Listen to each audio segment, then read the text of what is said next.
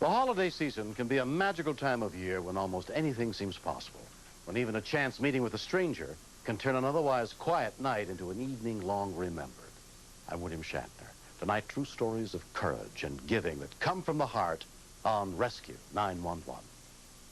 We begin on December 31st, 1992 in the small town of Dingman's Ferry, Pennsylvania. Sisters Melissa and Tina Erb were spending their New Year's Eve at the home of Tina's best friend, 14-year-old Danielle Malley, while her parents were at a party up the street.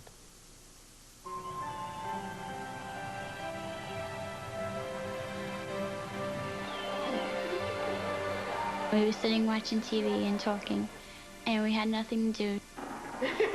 Mom and Dad were at a New Year's Eve party with their friends.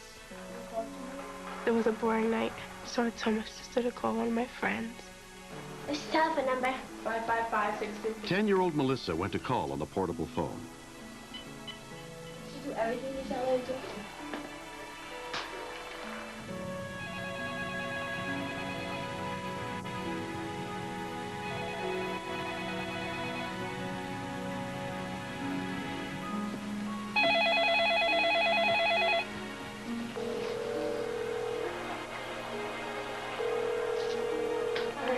Tamara there?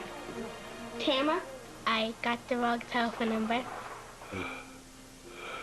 I got this old man who was breathing heavy. I was gonna hang up, but I had a feeling that something was wrong. What's wrong? He told me that he can't catch his breath, he can't move, and he sounded like he was wheezing a lot. I was worried, because I knew that you shouldn't breathe like that. She wasn't getting the friend that we wanted to call. Do you want to call the ambulance? And when she said ambulance, I was like, oh my God, what happened? Yes? Teenage guy had to tell us that they can't breathe. Hello? I asked him what was wrong, and I couldn't understand what he was saying. Do you want us to call the ambulance? They were all going crazy, so I took the telephone away from Danielle. Do you want us to call the ambulance? Hello? What's wrong? He sounded like he was in trouble, and he needed help really quick. So I knew I had to do something. I couldn't just, hang up the telephone and just leave him there. Where do you live? And I got where he lived, what road he lived on, and how old he was and all that. We told him to stay by the telephone because we were going to call the ambulance. So we hung up with him, and we just all went crazy. We yelling at each other what to do and everything. The operator. No, not the operator. We went crazy looking for the telephone number. Do you know the card check number? No. Everybody says to get the emergency numbers and put it by your telephone, but I never did because I never thought this would happen. So it's in the back, right? No. Maybe in the front. Here it is.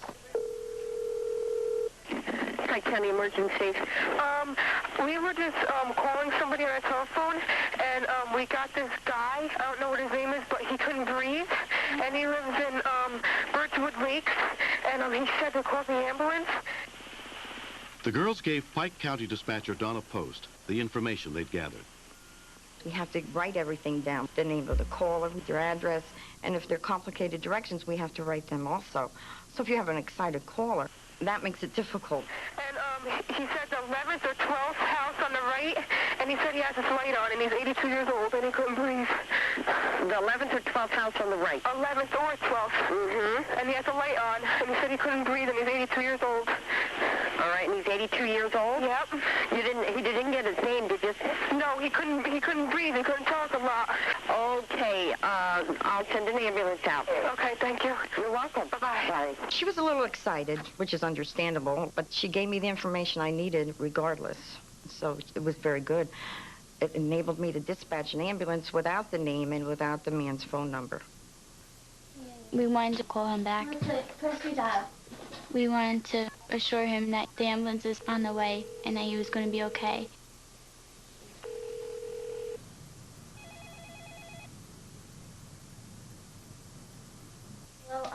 He was getting weaker, and so we just told him to hang in there, keep talking to us, don't move a lot, wait until the ambulance gets there.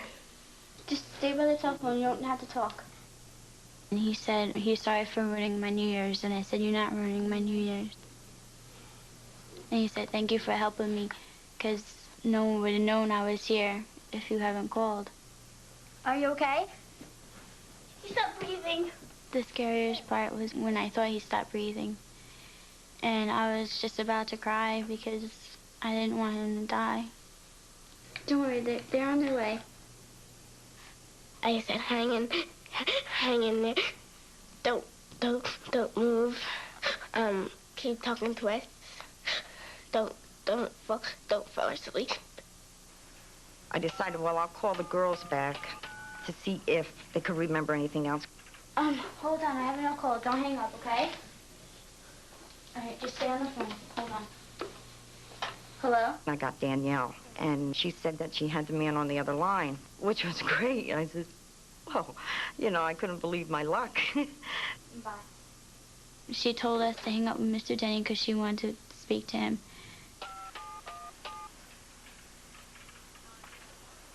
Mr. Denny, this is Pike County Communications. He indeed was having a very difficult time breathing.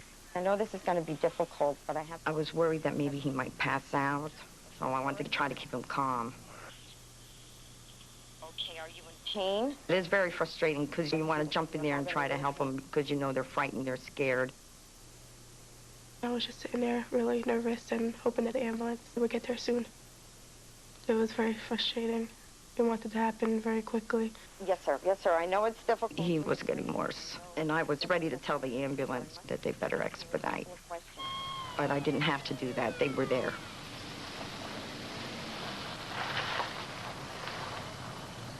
Among the Delaware Township volunteer rescuers who responded was EMT Joseph Kupcha. What seems to be the problem? He was experiencing a heart attack, and we realized that we had an emergency here, and we had to take the man to the hospital as soon as we could. Mr. Denny, The young ladies fortunately made a wrong number call to Mr. Denny, saved his life. I called the girls back, and I said that the ambulance had arrived, and he was en route to the hospital. And, of course, I thanked them for their help. They were very good. The ambulance is over there, and he's on his way to this hospital. And he's okay. I felt much better because now I knew that he was in good hands and he was going to get better. Then we turned on TV and the 1993 ball dropped. 6, 5, 4, 3, 2,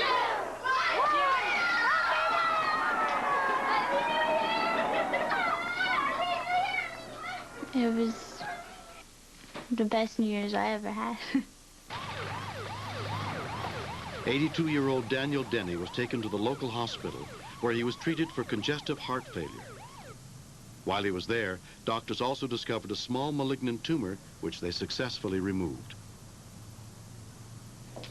Mr. Denny, I have 3 young ladies here who would like to see you. Bring them in. I was excited because I didn't know how he looked like. As soon as we walked in there, he just opened his eyes real wide, and then he just started laughing. My wife died in '85, and since then it's been pretty lonely. Well, this is indeed a surprise. I've thought that I might pass away and nobody knows anything about for 3 or 4 days. Oh, that's beautiful. Now, would you... I don't have a grandfather, and I don't think the Herbs do, too. Warm thoughts and good wishes are with you every day. I have no grandchildren. I never will have any grandchildren. When Melissa asked me to be her grandfather, that was terrific. Huh? It's a breakup then. In high school, they shared each other. But I was stuck with her all these years. I'm starting to get back to enjoy life, and I never realized I had so many friends, and now I've got a family of my own now, too, you know, which I didn't have before. I like when he puts a head down in the water. He's special because he's kind. He's also special because I saved his life. Ooh.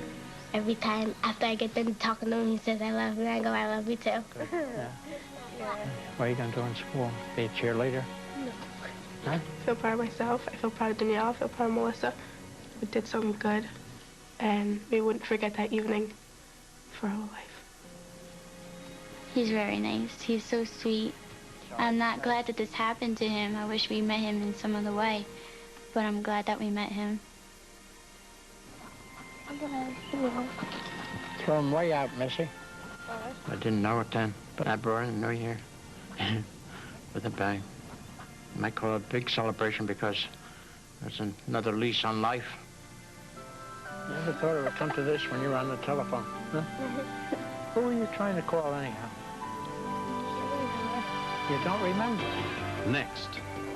I was very afraid because I've heard of accidents like this before, and unfortunately, you usually get there to have a dead body.